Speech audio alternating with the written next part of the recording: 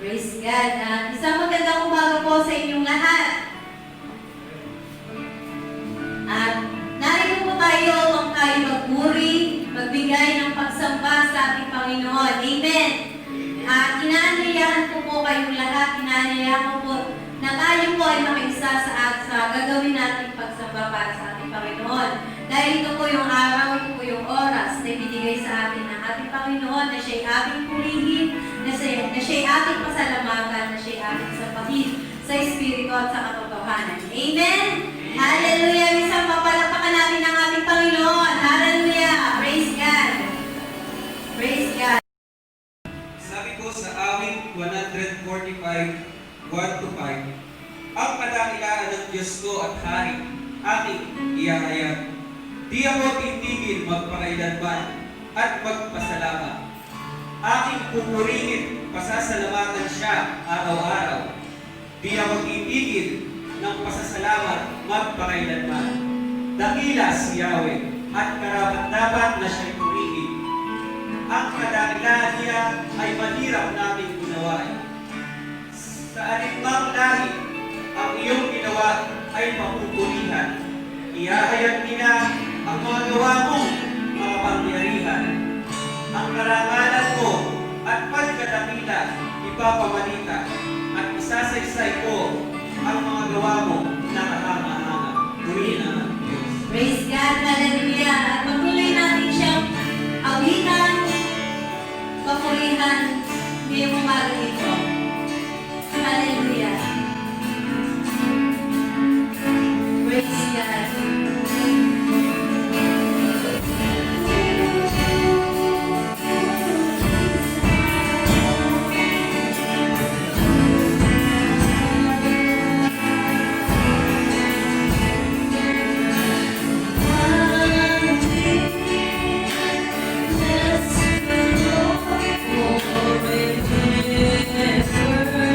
Forever.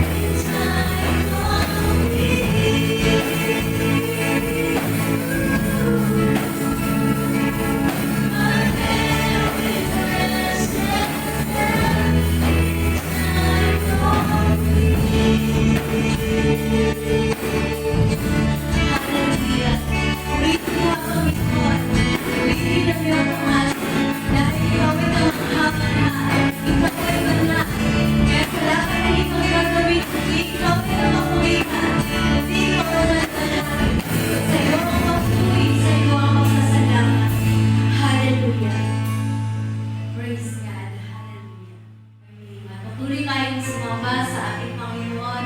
Patuloy natin siyang purihin. Sabitin natin yung mga kadakilaan ng ating Panginoon. Yung papuri para sa Kanya. Dahil siya ay dakila. Siya ay banal. Wala siyang ibang katulad. Hallelujah. Hallelujah. All praise to you.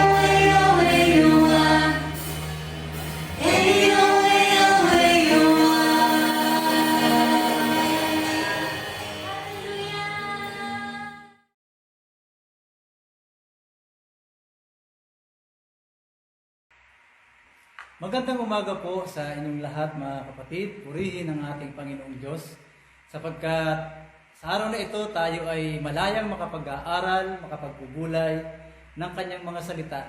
Dahil po ang Diyos ay mabuti, dahil ang Diyos ay sagana sa biyayang pinagkakaloob niya sa atin.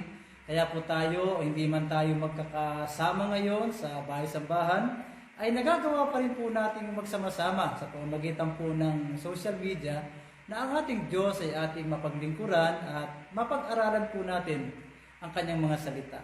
So umaga pong ito, ang pag-uusapan po natin na may kinalaman sa tamang panahon o tamang oras. Ang oras po ay napakalaking bahagi sa buhay ng bawat isa sa atin. Sapagkat mula sa ating pagsilang hanggang sa ating kamatayan ay nakapaloob po roon yung oras o tayo nakapaloob sa oras. Katunayan, ang mga kadalasang itinatanong natin sa ating kapwa ay may kinalaman din po sa oras. Halimbawa, tinatanong natin sila, ilang taon ka na? Tumutukoy po yun kung gaano na siya katagal na namamalagi po dito sa mundo. O kaya ano ang mga karanasan mo doon? Ibig sabihin ay kung gaano man siya katagal sa lugar na yun, o man yung kanyang ginawa, ay tumutukoy pa rin po ito sa oras o gaano ka katagal namamalagi, gaano ka katagal bago bumalik, may kinalaman po sa oras. Ang Diyos po ay mas interesado sa kung ano ang ginawa natin sa oras kaysa puro sa haba at ikli ng oras. Salit, ano ang ginawa mo roon sa mga oras at panahon na ibinigay po ng Diyos sa atin? Sapagkat sa bawat oras po at sa bawat panahon na ibinibigay ng Diyos sa atin ay mayroon po siyang laging plano. At mahalaga po na tayo ay nagagawa natin kung ano pa yung plano ng Diyos doon sa specific na oras na ipinagkakaloob ng Diyos sa atin. Yan po yung ating pag-uusapan ngayong umaga. Tayo po muna ay manalangin at tayo ay magpasalamat sa Panginoon. Amang banal, salamat sa oras na ito. Salamat sapagkat ang iyong biyaya, kahabagan at kabutihan ay patuloy po naming nararanasan sa bawat araw ng aming buhay. Patuloy po kayong mangusap sa pamamagitan ng mga salita mong aming pagbubulayan, sa pamamagitan ng gabay at patnubay ng Banal na Espiritu sa bawat isa sa amin. Manatiling bukas ang aming mga puso at isipan, O Diyos, nang sa ganoon ay maranasan po namin ang kapangyarihan ng mga salita mo sa oras na ito at sa bawat araw ng aming buhay. Sa pamamagitan ng aming Panginoong Hesus, ito ang aming dalangin. Amen. Amen. Muli, isang magandang umaga po. Panahon, yan po yung pag-uusapan natin sa oras na ito. Yung tamang panahon, tamang oras na nais ng Diyos na ating pong maunawaan. Sa aklat po ng Isaias 55 verses 8 and 9 at yung 11, ito po yung ating mababasa. Ang sabi ni Yahweh, ang aking kaisipay, hindi ninyo kaisipan. Ang inyong kaparaanan ay hindi ko kaparaanan. Kung paanong ang langit ay mas mataas kaysa lupa, ang aking kaparaanan ay higit kaysa inyong kaparaanan, at ang aking kaisipan ay hindi maaabot ng inyong kaisipan. At sa verse 11, ito yung ating makikita. Gayon din naman ang mga salita na lumalabas sa aking bibig, ang mga ito'y hindi babalik sa akin ng walang katuturan. Tutuparin ito ang aking mga balak at gagawin ito ang aking mga ninanais. So mahalaga na maunawaan natin na mayroong pagkakaiba sa paraan ng Diyos at sa paraan nating tao. Maging sa oras, magkaiba rin po minsan o kadalasan yung oras ng Diyos at oras din po nating tao.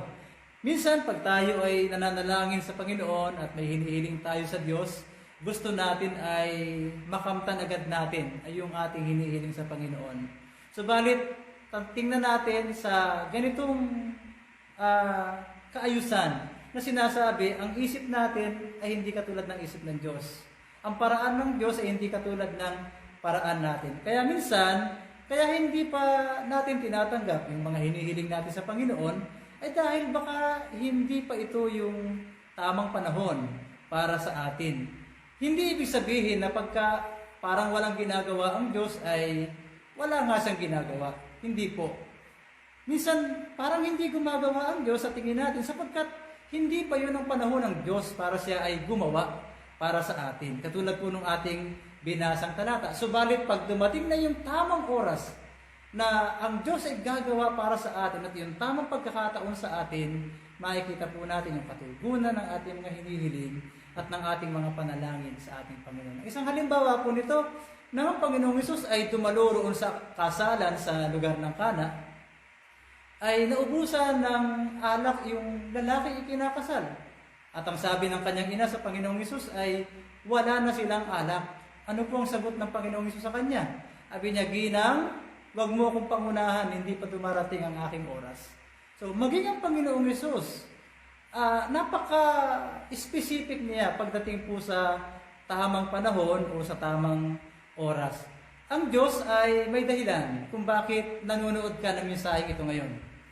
Hindi ito nagkataon, hindi aksidenteng nanonood ka ngayon sa iyong cellphone ng mensaheng ito. Naniniwala ako na ang Banal Espiritu ang nangunguna sa iyo, ang siyang umakay at gumabay sa iyo upang makita mo, mapanood mo mensaheng ito, sapagkat ito yung tamang panahon para sa iyo na maunawaan mo yung magagandang plano ng Diyos sa buhay mo, kung ano yung nais ng Diyos na maunawaan mo patungkol sa buhay at sa panahon na nais ng Panginoon na iyong tingnan sa iyong buhay.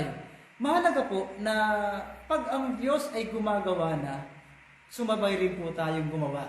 Pag po tayo magpapahuli, pag ang Diyos ay gumagawa. Sapagkat, halimbawa, kung ikaw ay may daladalang panalok ng tubig, itatapat mo roon sa tinatawag na alulod dahil malakas ang ulan, pero kung tigil na ang ulan, wala ka na rin makukuha ng tubig. O kaya naman, kung lalabas ka para maligo sa ulan, pero paglabas mo, tumigil na yung ulan, wala na rin saysay yung paglabas mo para maligo.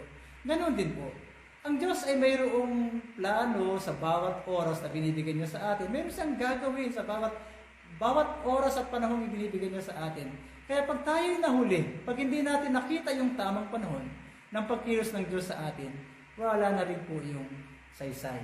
Sa aklat ng Awit, 119, verse 126, itong sabi, Lord, it is time for you to do something.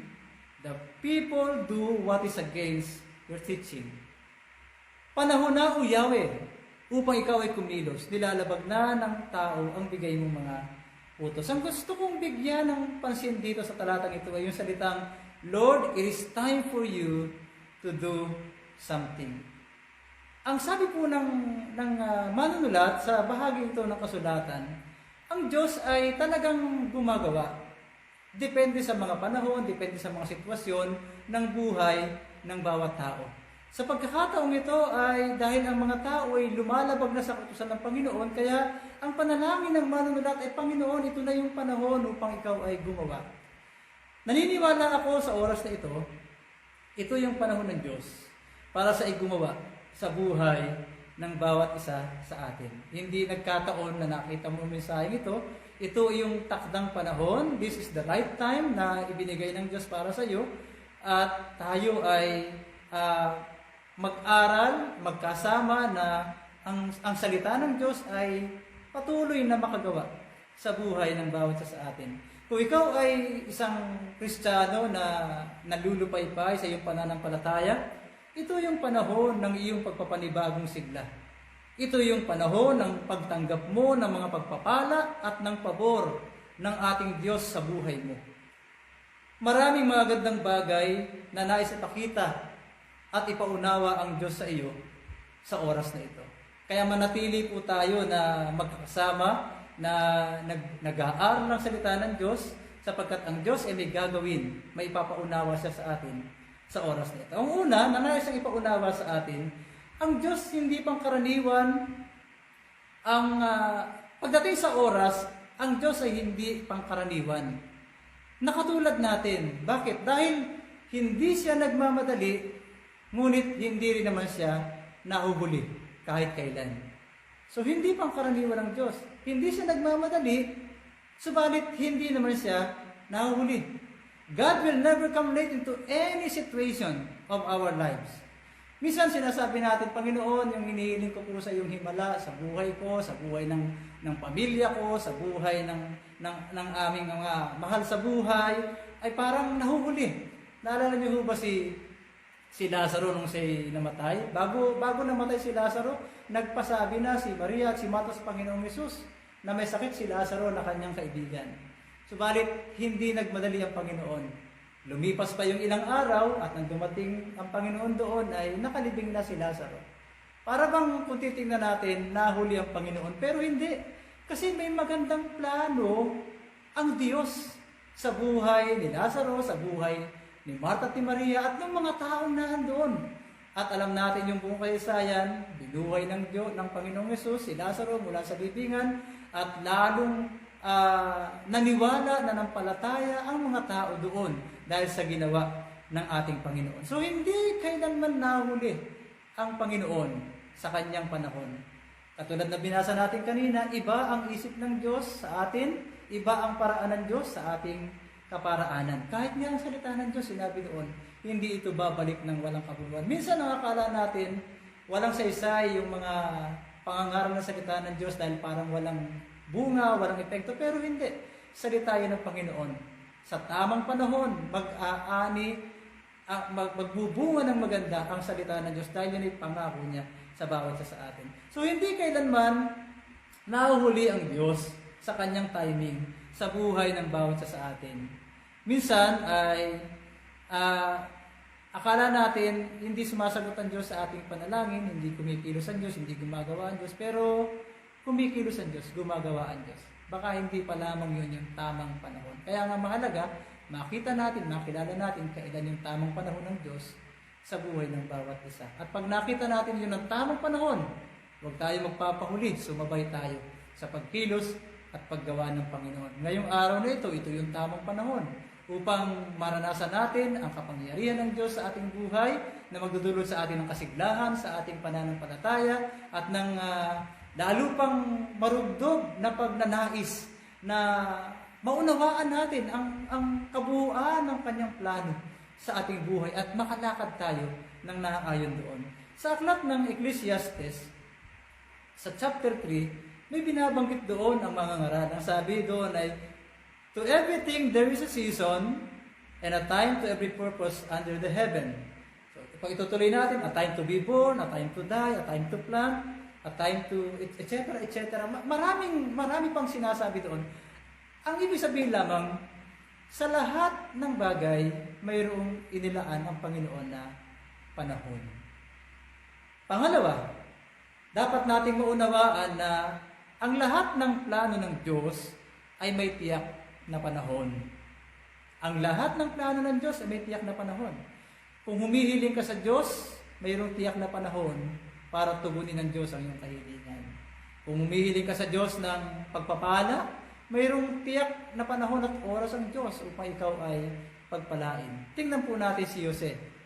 Si Joseph sa aklat ng Genesis, siya ay nabilanggo kahit wala naman siyang kasalanan. At sa kanyang pagkabilanggo, may nakasama siya doon na 2 bilanggo din. Yung cupbearer nung hari at yung chief baker. At yung 2 ito ay nanaginip. At ayon sa paliwanag ni Jose, yung cupbearer ay mababalik doon sa kanyang katungkulan at yung chief baker naman ay ipapapatay ng hari. At yun nga po yung nangyari. At bago umalis yung cupbearer, sabi ni Jose sa kanya, pag nandun ka na, pag nakabalik ka na sa iyong katungkulan, alalahanin mo naman ako. Dahil nais niyang makaalis sa bilangguang yun dahil wala naman siyang kasalanan. At ang sabi nung cupbearer, sige, alalahanin ka, sasabihin ko sa hari. Pero alam niyo ba, lumipas ang 2 taon na hindi naman naalala noong cupbearer yung sinabi ni Jose. Bakit nangyari yun? Bakit hindi naalala noong cupbearer si Jose? Alam niyo bang yun ay niloob ng Diyos? Bakit? Sapagkat hindi pa yon ang takdang panahon tinakda niya para kay Jose. Subalit nung dumating na yung tamang panahon, naalala dahil nanaginip yung hari at wala makapagpaliwanag, noong time na yon naalala nung cupbearer si Jose sa bilangguan. At yun na nga po yung nangyari, ipinatawag po si Jose at sa madaling kwento, si Jose ang naging pangalawa sa pinakamataas na pinakamay makapangyarihan. Pangalawa sa pinakamay makapangyarihan sa lugar po ng Ehipto. So nakikita natin, ang Diyos ay gumagawa sa kanyang tamang panahon. Kaya wag po tayong mainip, wag po tayong panghinaan ng loob. Hindi man nangyayari pa yung ating mga hinahangad sa buhay, lalo pat alam naman natin ito'y mabuti, yung ating mga layunin at balakin, maghintay tayo, magtiwala tayo sa tamang panahon ng ating Panginoon. Ang mga Israelita, they were in bondage for 430 years in Egypt. But when it was God's time to bring them out of Egypt, it took Him only 1 night. Isang gabi lang, nakalaya sila doon sa pagkabihag ng mga Ehipsyo. Bakit? Sapagkat yun ay yung tamang panahon. Maging ang pagkapanganak, maging ang kamatayan ng Panginoong Hesus doon sa krus ng Kalbaryo, ay ayon pa rin po sa timetable ng Diyos. Mayroong panahon ng Diyos. Kahit sa buhay mo, kapatid, sa buhay ng bawat isa sa atin, sa buhay ninyo na nanonood ngayon, ang Diyos ay mayroong timetable para sa buhay natin. Hindi nagkakataon na nangyayari sa atin ang isang partikular na pangyayari sa isang tiyak na oras. Lahat ng iyon ay niloloob ng Diyos dahil mayroon siyang plano sa buhay ng bawat isa sa atin. Kung hindi mo pa siya tinatanggap sa puso mo, kung hindi mo pa siya kilala bilang Panginoon at tagapagligtas ng iyong buhay, kaya nangyari ito dahil pinapaunawa ng Diyos sa iyo na mahalaga na sa iyong tanggapin at kilalanin sa iyong buhay bilang Panginoon at tagapagligtas. Dahil ito yung tamang panahon. Kung ikaw ay isang mananampalataya na nakakaranas ng mga panghihina, ng mga discouragement sa buhay, ito yung panahon ng Diyos na ginawa niya para sa iyo. Para ikaw ay magkaroon ng panibagong sigla sa pamamagitan ng kanyang mga salita na ating pong pinagbubulayan. Kung ikaw ay napapagod na sa dami ng mga isipin, sa dami ng mga alalahanin at suliranin sa buhay, ito yung panahon para magkaroon ka ng kagaanan. Ang sabi ng Panginoon, magsiparito sa akin, kayong lahat ng napapagal at nabibigat ang lubha, at kayo ay aking pagpapahingahin. Kung may hinihiling ka sa Diyos at hindi pa nangyayari ito, mahalaga po na matuto tayong maghintay sa pagkilos ng Diyos, sapagkat ang Diyos ay mayroong kanyang panahon ng pagkilos para sa atin. Mapanganib po pagka tayo ay nagsishortcut, pagka inuunahan natin ang Diyos. Ano pong ibig ko sabihin? Halimbawa po, alam natin na ang Diyos ay nangako kay Abraham at kay Sarah na sila'y magkakaroon ng anak at yung tinatawag na anak sa pangako. Pero ilang taon na ang lumilipas ay hindi pa rin sila nagkakaroon ng anak. At dahil marahil sa mga sitwasyon, matanda na sila, ay nagkaroon sila ng plano sa pamamagitan po ni Sarah na baka iyon ang paraan ng Diyos para sila magkaroon ng anak. At alam po natin yung istorya, ipinanganak po si Ismael sa pamamagitan po ni Agar na alipin ni Sarah. Pero alam natin hindi yun ang plano ng Diyos. At hindi pa kasi dumarating yung tamang panahon ng Diyos para gumawa siya sa buhay ng mag-asawang ito. At ano po yung resulta? Alam natin ang naging papel ng mga naging anak ni Ismael sa buhay po ng mga Israelita hanggang sa kasalukuyan. So mapanganib po ang nagsishortcut pagdating po sa paikipag-deal natin sa ating Panginoong Diyos. Mayroong plano ang Diyos sa ating buhay at mahalagang maunawaan mo ito. At huwag tayong magmadali. Huwag natin pong unahan ang ating Diyos. Kaya minsan, hindi natin dapat na ginagawang sukatan yung buhay ng ating kapwa. Bakit? Sapagkat may kanyang panahon at plano ang Diyos sa buhay natin. Kung siya man ay umuunlad na ngayon, umaasenso na ngayon sa buhay, huwag natin gawin yung sukatan. Hintayin natin yung tamang panahon ng Diyos sa bawat isa sa atin. Sapagkat ang Diyos naman ay may pangako sa atin. Lalo pa nga, at ginagawa naman natin yung kanyang kalooban. Pangako ng Panginoon sa atin. Unahin natin ang kanyang kaharian, ang kanyang at ang lahat ng bagay ay pagkakaloob sa atin. Sa mababo na salin niya, ang sabi, pag sumakita ninyo na pagharian kayo ng Diyos. At sabi sa bandang huli, yung lahat ng ating mga kailangan ay pagkakaloob ng Diyos sa atin. So wag po nating pangunaan ng Diyos sa buhay natin. Mahalaga na maging matiyaga tayo, matuto tayong maghintay sa tamang plano at oras ng Diyos sa buhay natin. Pangatlo po na dapat nating maunawaan sa oras na ito, laging pinakamabuti ang plano at panahon ng Diyos. Pinakamabuti ang plano at panahon ng Diyos. Siguro po marami sa atin ang kinakailangan na maging tama ang ating idea, ang ating pagkaunawa patungkol sa ating Panginoon. Patungkol sa kung sino ba siya, kung paano ba siya kumikilos. Huwag natin kalilimutan na ang Diyos na nagpaula ng mana, nagpababa ng mana mula sa langit sa mga Israelita. Nung sila ay naglalakbay sa ilang, ay siya ring Diyos na nagpababa ng apoy at asupre sa lugar ng Sodoma at Gomora. Kung siya nagpala noon, kung siya tumugon sa mga pangangailangan ng mga Israelita sa ilang, sapagkat wala silang pagkain, na tuwing umaga, namumulot sila ng mga mana, nakasabay ng hamog na bumabagsak mula sa langit. Iyon ay kahabagan ng Diyos. Subalit, huwag natin kalilimutan yung katuwiran din naman ng Panginoon na yung mga tao roon sa lugar ng Sodoma at Gomora ay pinaulanan din naman niya ng apoy at ng asupre. Huwag din natin kalilimutan na ang Diyos ang tumawag kay Moises upang kanyang akayin at palayain ang mga Israelita mula sa pagkaalipin ng mga taga-Ehipto. Subalit ang Diyos din ito ang nagsabi kay Moises na hindi ka pwedeng pumasok doon sa lupang pangako. Huwag din natin kalilimutan na si Saul, ang unang hari ng Israel, ay pinili ng Diyos para maging hari. Dahil humihingi ng hari ang mga Israelita noong panahon na yon. Subalit, ang Diyos din ang nag-alis sa kanya mula sa pagiging hari. Si Naaman, na isang kitongin ay gumaling. Pinagaling siya ng Panginoon. Subalit, huwag niyong kalilimutan na yung ketong na yon ni Naaman ay inilipat naman ng Diyos kay Gehazi. So makikita natin yung paano ba kumikilos at gumagawa ang ating Diyos. Ang Diyos ay Diyos ng kagalakan, Diyos ng pagmamahal, Diyos ng himala. Ang Diyos ay makapangyarihan. Subalit, huwag natin kalilimutan that God is also a God of righteousness and a God of judgment.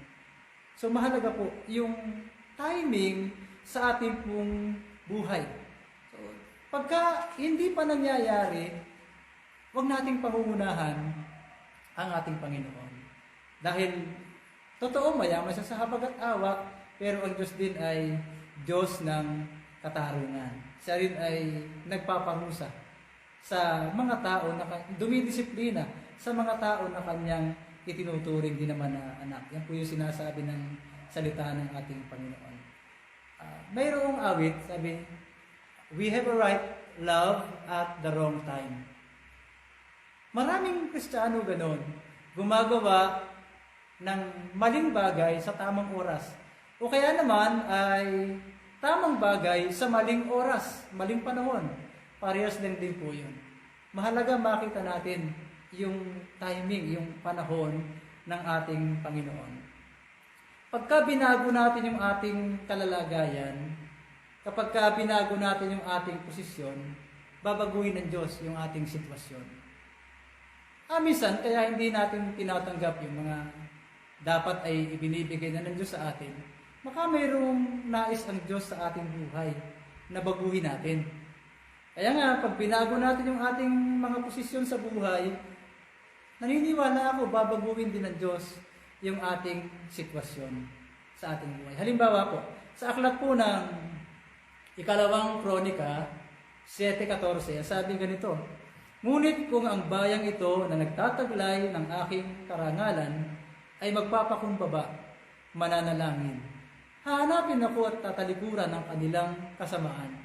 Papakinggan ko sila mula sa langit, papatawarin ko sila sa kanilang mga kasalanan, at muli kong pasasaganain ang kanilang lupain. So nakita mo ba natin dito? Ang Diyos ay mahabagin. Ang Diyos ay nais niya na ibigay yung mga magagandang bagay sa tao. Subalit, minsan mayroon siyang hinihingi na dapat nating baguhin muna, dapat nating ayusin muna sa ating buhay. Sa kaso na ito, ang konteksto nito ay isang bansa. Sa ating individual, ganun din. Baka minsan kaya hindi pa dumarating sa atin yung mga bagay na hinahangat natin sa ating buhay. Baka mayroong nais ang Diyos na baguhin sa ating posisyon upang yung ating sitwasyon naman ay baguhin din ng ating Panginoon. Bakit ba minsan parang iniisip mo, parang nagsarado na yata ang langit para sa iyo? Ginagawa mo na lahat, pero bakit parang ang hirap-hirap pa rin? Baka ito yung panahon na nangungusap ang Diyos sa iyo na mayroon kang kailangang baguhin, mayroon kang kailangang alisin, mayroon kang kailangang itakwil sa iyong buhay. Naghihintay lang naman ang Panginoon sa atin. At pag nagawa natin yun, na-meet natin yung requirements ng Panginoon, gagawin naman ng Diyos yung kanyang bahagi. Maliwanag doon sa ating binasa. Ngunit kung ang bayang ito na nagtataglay ng aking karangalan ay magpapakumbaba. So nakita nyo yung una, ang tao muna ang unang may gagawin. Mananalangin. Hanapin ako at talikuran ng kanilang kasamaan. Papakinggan ko sila mula sa langit. Tutugon ng Diyos, gagawa ang Diyos, pero kinakailangan magawa muna yung mga bagay. So kung meron kang kasalanan na iniingatan sa iyong puso, may galit, hindi pagpapatawad, o anumang mga bagay na hindi nakalulubot sa Diyos sa iyong buhay, baka kaya hindi mangyari yung nais ng Diyos, yung naisin mong mangyari sa iyo, ay dahil nais ng Diyos na ayusin mo muna, baguhin muna natin yung ating posisyon, yung ating kalalagayan. At naniniwala ako, tapat ang Diyos sa kanyang pangako. Pag ginawa natin yon, tutuparin niya yung kanyang pangako. Dito nga sabi, pagagalingin, pasasaganain ang kanilang lupain. So napakaganda po na sinasabi dito. Mahalaga yung timing sa ating Panginoon. At ang Diyos nangungusap sa inyo ngayon, sa ating mga buhay. Ano ba yung hinihiling mo sa Diyos na hindi pa nangyayari? Kagalingan? Kasaganaan sa buhay? Katagumpayan? Ano man yung bagay na yun? Bakit hindi pa nangyayari? Baka sabi ng Panginoon ay, suriin muna natin ang ating buhay. Baka meron tayong kinakailangang ayusin, alisin, baguhin, itakwil. At pag nangyari na ang mga bagay na yun, yun yung tamang panahon para ang Diyos kumilos naman at gumawa, tumugon sa bawat isa sa atin. Pangapat mo na dapat nating tandaan na nakahanda ang Diyos kung nakahanda ka na. Nakahanda ang Diyos kung ikaw ay nakahanda na. Ang sabi po sa aklat ng Isaias 26, 28-16, kaya ito ang sinasabi ng Panginoon Diyos, makinig kayo, Maglalagay ako ng batong pundasyon sa Sion, batong maaasahan, matibay at mahalaga. Ang mga sumasampalataya sa Kanya ay huwag maging padalos-dalos sa kanilang mga ginagawa. Minsan kasi hindi pa tayo handa na maghintay, na makinig sa ating Panginoon. Kaya nga dito may paalaala, yun daw mga sumasampalataya sa Kanya ay hindi padalos-dalos sa kanilang mga ginagawa. Ibig sabihin, marunong maghintay, marunong mayroong katiyagaan na hintayin kung ano ba yung nais ng Diyos na kanilang gawin sa kanilang buhay bago nila makita yung pagkilos ng Diyos sa kanilang mga buhay. Si Job, sabi niya sa Job 14:14, "But I will wait for better times. Wait till this time of trouble is ended." So, sa panahon na yun, nung si Job ay nakakaranas ng mga problema, kahirapan, kawalan sa buhay, karamdaman, alam na natin yung kanakayasayan, hindi siya nagmadali. Naghintay siya hanggang matapos niyang pagdaanan ng lahat ng yun. At sa huli, nakita natin ang bunga, lalo sa pinagpala ng higit ng ating Panginoon. Bakit? Kasi dumaan sa proseso ng pagtuturo ng ating Panginoon. Napahubog siya sa ating Panginoon. Maging sa kahirapan, maging sa kawalan, maging sa karamdaman. Kaya kung tayo nakakaranas ngayon ng mga ganoong mga sitwasyon din na mayroong mga kawalan, may mga kahirapan, may mga karamdaman, hayaan natin, magtiwala tayo sa Diyos. Hayaan natin yung tamang pagkakataon dahil baka ito yung panahon na ang Diyos may pinapangusap sa atin. Bakit tayo nakakaranas ng mga ganitong bagay sa ating buhay? Mahalaga po yung pagtitiyaga. Mahalaga yung maunawaan mo yung kalooban ng Diyos sa buhay natin at matiyagaan natin itong unawain at hintayin natin yung mga tamang oras ng Diyos na nais niyang gawin sa buhay ng bawat isa. Kung atin pong pag-aaralan yung mga scientifico, yung mga inventor, sila ay matitiyaga. Yung nag-invento ng telepono, si Alexander Graham Bell, matiyaga siya.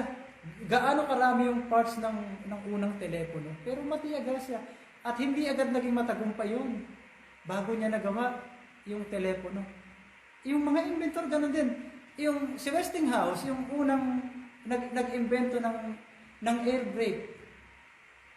Nung una, sinabi pa ng mga tao, para kang siraulo dahil paano mapapatigil ng hangin ang tren, ng hangin ang malalaking truck. Ganun, pero matiyaga siya, naghintay siya kung doon sa kanyang mga ginagawa, hindi siya nainip. Hinayaan lang niya yung mga panunuya ng iba. At hanggang sa dumating yung panahon na hanggang sa kasalukuyan, alam natin, ang ginagamit na preno ng mga malalaking truck ay yung hangin, air brake. So, silang lahat ay mayroong katiyagaan sa kanilang mga ginagawa. Mapanganib po kapag po nawala yung tiyaga sa buhay ng bawat tao. Kaya si Saul, ang unang hari ng Israel, ay na-dethrone ng Diyos sa kanyang pagiging hari, inalis siya, sapagkat masyado siyang mainipin. Inunahan niya si Samuel na maghandog. Gayong hindi naman para sa mga hari ang paghahandog noong panahon na yun. Yun yung dahilan kung bakit siya na-dethrone ng ating Panginoon. Kung siya man lang ay nakapaghintay ng ilang saglit o ilang oras hanggang sa dumating si Samuel at si Samuel ang maghandog para sa Diyos, di sana ay hindi siya nagkasala sa harapan. Ang pagtitiyaga ay palatandaan na ang isang Kristiyano ay malago sa kanyang buhay pananampalataya. Sapagkat ang mga Kristiyanong hindi malago ay maiinipin sa lahat ng bagay. Ang gusto ay mangyari agad kung ano yung kanilang gusto mangyari. Sa bagay, dahil sa panahon natin nga ngayon ay gano'n naman yung ipinapakita. Kaya nga may instant noodles, instant coffee. Lahat na yata ngayon ay instant. Pati ang ating mga cellphones and internet, talagang paabilisan din na para bang laging nagmamadali. Pero sa Diyos, hindi laging gano'n. Minsan, ang nais ng Diyos ay matuto tayong maghintay at magtiyaga sa kanyang tamang panahon, sa kanyang pagkilos sa ating buhay. Kaya nga sabi doon, be still and know that I am God. Matuto tayo magtiwala sa ating Panginoon. Ano man yung ating sitwasyon ngayon, ay hirapan ka man, may problema ka man, huwag kang mawala ng loob. Maghintay ka sa gagawin ng Diyos. May ginagawa ang Diyos. Hindi ibig sabihin na parang walang nangyayari, walang ginagawa ang Diyos. Meron. May ginagawa ang Diyos. Sa ating mga panalangin, kung parang hindi tinutugon ng Diyos yung ating panalangin, o parang walang nangyayari, meron nangyayari. Dahil tinuturuan ka ng Diyos ng katiyagaan. Dinidevelop ng Diyos ang ating karakter. Lahat ng bagay may kanya-kanyang panahon sa Diyos. Kaya yun yung dapat nating tandaan. Una, hindi nagmamadali ang Diyos kailanman, ngunit hindi naman siya nahuhuli. Pangalawa, ang lahat ng plano ng Diyos ay may tiyak na panahon.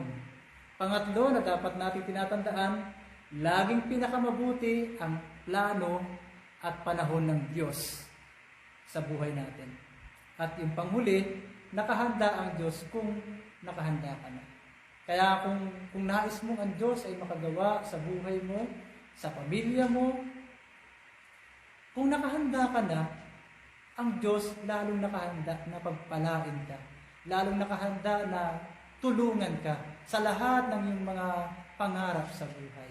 Nais lamang ng Diyos na maging handa tayo sa lahat ng mga bagay. Kaya nga sa ating mga panalangin, lagi natin sinasabi, Panginoon, tulungan mo kaming maging handa sa pagtugon mo sa aming mga panalangin. Sapagkat minsan may mga panalangin tayo na kung tutugunin ng Diyos sa atin kaagad, ay kung hindi naman tayo handang tanggapin, mawawalan lang din ang saysay o kaya naman ay baka ikapahamak pa natin. Kaya mahalaga po na sa oras na ito ay maunawaan natin ang ilang mga bagay na ito. When God decides that it is your time, everything will cooperate with you. Sabi nga ay, the universe will conspire.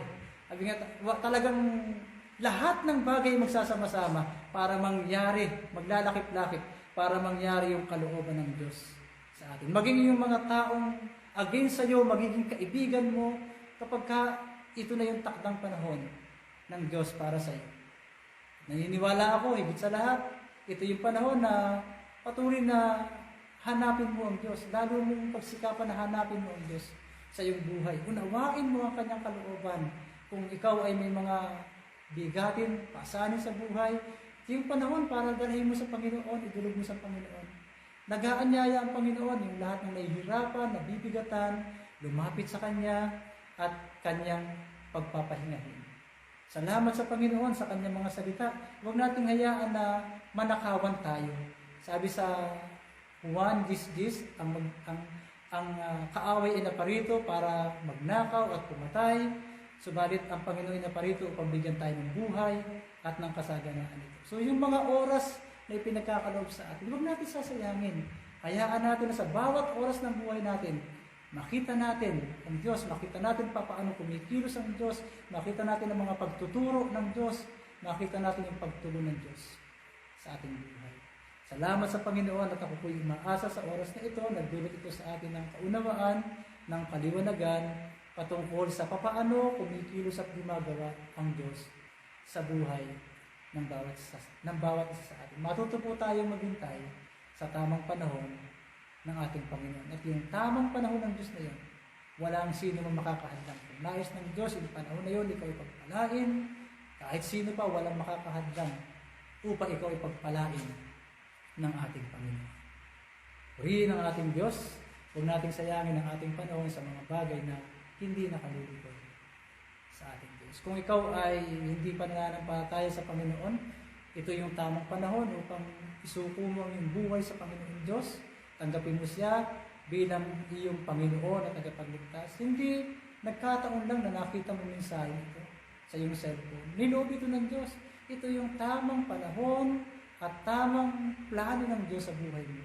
Upang ang buhay mo ay yung maipagkatiwala sa kanyang mapagkalingang kamay. So kung hindi mo pa nagagawa iyon na tinanggap mo siya sa iyong puso, sa iyong buhay, kilalanin mo siya ngayon. Sabi mo, Panginoon, inikilala ko na ako'y makasalanan, Pinagsisisihan ko ang lahat ng ito at tinatanggap kita sa aking puso bilang Panginoon at aking tagapagligtas at pangunahan mo ang buhay ko, pagharian mo ang buhay ko. Pag ginawa po natin yon, ang Panginoon, ang salita ng Diyos ay tumitiyak. Sabi niya, sa lahat ng sa kanya nagsitanggap, pinagkalooban niya sila ng karapatan na maging mga anak ng Diyos. At hindi lang yun, mayroon pa tayong buhay na walang hanggan. At sa lahat ng mga may kahinaan, sa lahat ng mga nalulupaypay, sabi sila na naghihintay sa Panginoon ay magpapanibagong sigla. Sila ay paiilang lang katulad ng agila. Hindi sila ay tatakbo, subalit hindi sila manghihina. Sila ay lalakad, subalit hindi sila mapapagod. Ito yung tamang panahon.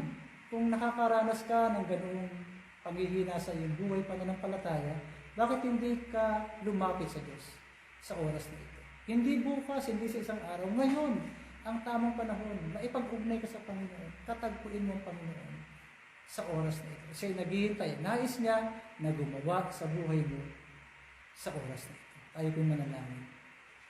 Dakilang Diyos, salamat sa iyong mga salita na aming pinatunghayan.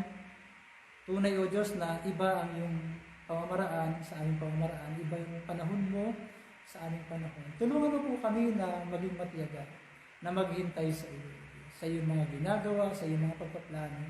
Katulad na sinabi mo o Diyos, mabuting plano ang nais mo. Ang plano mo sa bawat isa sa amin ay mabuti, higit sa mga plano ng bawat isa sa amin.